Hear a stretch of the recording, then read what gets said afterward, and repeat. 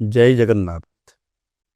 प्रिय भाई और भौणी माने भारत सरकार गृह मंत्रालयर ओडिशा स्थित जनगणना निर्देशालय एवं ओडिशा सरकार राजस्व और विपर्यय परिचालना विभाग समन्वय जनगणना कार्यक्रम शुभारंभ होईछि।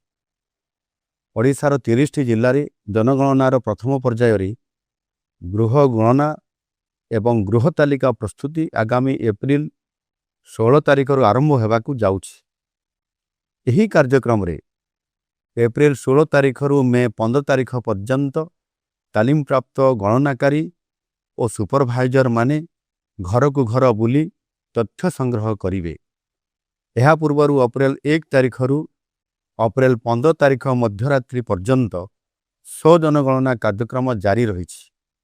एथिरे सेल्फ एनुमरेशन पोर्टाल https://ac.census.gov.in माध्यम जनसाधारण निजर तथ्य निजे प्रदान करुछंती।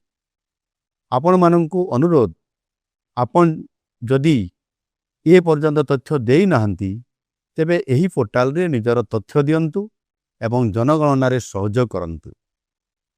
मु भी सेल्फ एनुमरेशन करिछि, आपण भी करंतु। एप्रिल 16 तारिख रु तालीम प्राप्त गणनाकारी माने घर घर बुली तथ्य संग्रह करिवे। एही तथ्य आम राज्य तथा देशर योजना प्रणयन और कार्यान्वयन सकाशे अत्यंत गुरुत्वपूर्ण।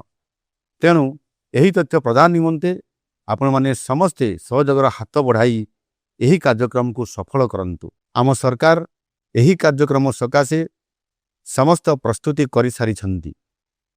गणनाकारी आपण घर को जो समय तथ्य संग्रह करिवा पई जिबे तांकु सठिक तथ्य प्रदान करी आम राज्य तथा देशर विकास रे सहायता करंतु।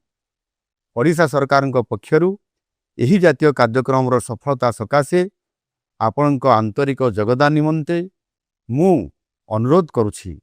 वंदे उत्कल जननी, वंदे मातरम, जय हिंद।